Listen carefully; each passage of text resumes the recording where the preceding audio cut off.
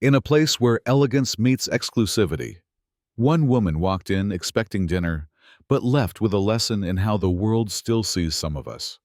What began as a simple reservation turned into a quiet confrontation with bias, power, and dignity. She didn't raise her voice. She didn't need to, because when the truth walked through the door, everything changed. This is not just a story about dinner. It's about being seen. Danielle Cole stepped out of the car with the kind of confidence that made people turn their heads, but not for the reasons they might expect. Her beauty was undeniable, but it was her composure, the stillness behind her eyes, that commanded attention. That night, her silk cream dress whispered elegance as it moved. Every inch of her speaking quiet assurance. She had a reservation, a name, a purpose. But what she didn't have, not yet, was the benefit of being seen. The restaurant sat nestled in Scottsdale's most polished corner, all smoked glass, flickering candlelight, and curated jazz. Inside, money moved like air, unspoken, but ever present. Danielle walked through the doors and gave her name to the hostess, who barely glanced up from her screen.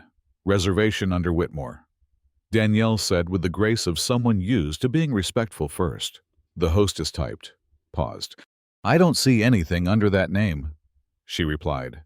The words clipped, her tone uninterested.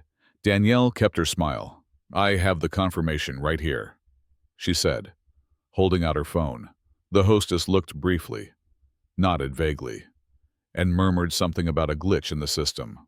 "Please, step aside," she added with a vague gesture toward the door.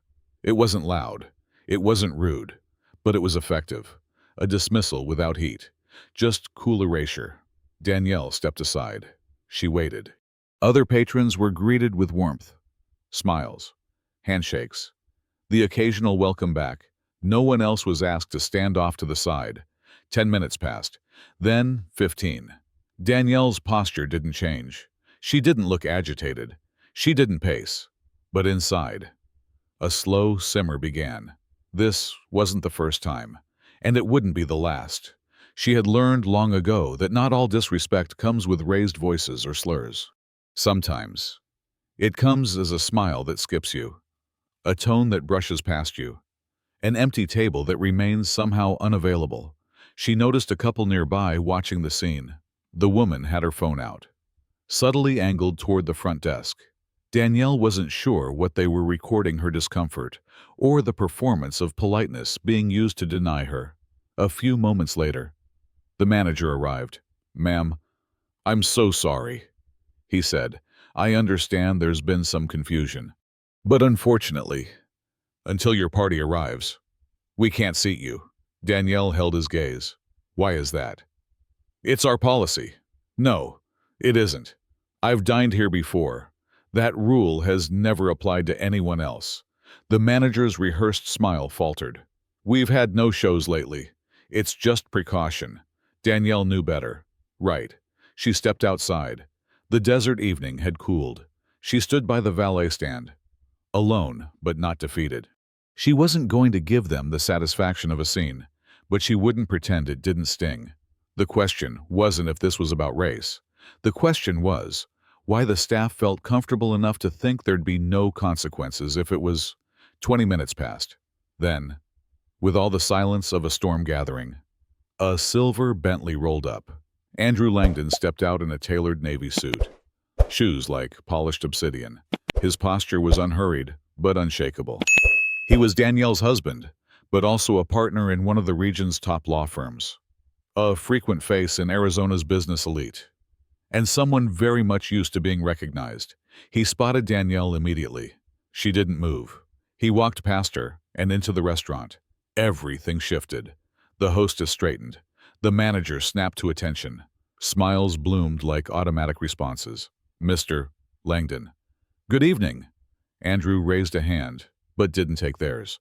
"You have a reservation under Whitmore." "Yes, of course. You told my wife there wasn't one." The manager paled slightly. "There was a system error, and we—" "She showed you confirmation." You told her to wait outside. The room was suddenly very quiet. Andrew turned his gaze toward the door. That's my wife. Silence. Then, the words that cut deeper than shouting. What would have changed if you knew she was with me? The manager had no answer. Only an apology, so hollow it echoed. Andrew didn't stay for a meal. He walked out with Danielle, who said nothing as he opened her door. They drove away in silence, the city lights flitting across the windshield like sparks of something burning beneath the surface. 20 minutes later, Danielle's phone buzzed. The video had been uploaded. The woman from the restaurant had posted the entire exchange, Danielle waiting, Andrew arriving, the atmosphere shifting in real time. The caption read, "Watch how power walks in and dignity finally gets noticed." It was already viral. The comments poured in, not just outrage, but recognition, stories of being overlooked, dismissed, delayed, denied until someone of perceived importance stepped in. The internet was roaring. Danielle, though, remained quiet. That night, Andrew asked her gently, "Do you want to respond publicly?" She shook her head. "No, let them talk first." He nodded.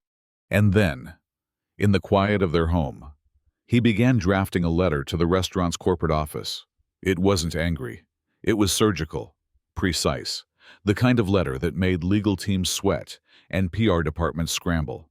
Within 48 hours, the restaurant issued a public apology. They blamed miscommunication. They offered a complimentary meal. They said they were reviewing their internal training, but the damage had already done its work. By the end of the week, the restaurant's Yelp and Google reviews were flooded with critiques, not just about service, but about who gets seen and who doesn't. Other guests came forward. A young Latina woman said she had been seated near the restroom despite her reservation. An older black man shared how he'd been offered a lesser menu than the table next to him. It became clear this wasn't an isolated mistake. It was a pattern. A few local news stations picked up the story. A national commentator mentioned it in passing. Then, someone from a civil rights organization reached out to Danielle, asking if she'd be willing to join a panel on implicit bias in public spaces. She declined, politely. "This story doesn't need me to tell it." She said, "It already told itself." In the following weeks, the restaurant restructured. The manager was let go. New diversity training was rolled out. Signs of progress. However small, Danielle didn't celebrate. Not outwardly. But something inside her settled. One night, as they ate sushi at home, their favorite fallback meal, she looked at Andrew and said, "The crazy part is, I wasn't even surprised, just tired." Andrew reached over, took her hand. "You shouldn't have to belong to someone for them to treat you like you belong." Danielle nodded. "But they only saw me after they saw you. Not anger, not resentment, just truth, quiet and heavy." She looked out the window. The Arizona night stretching endlessly. "They'll change their policies," she said.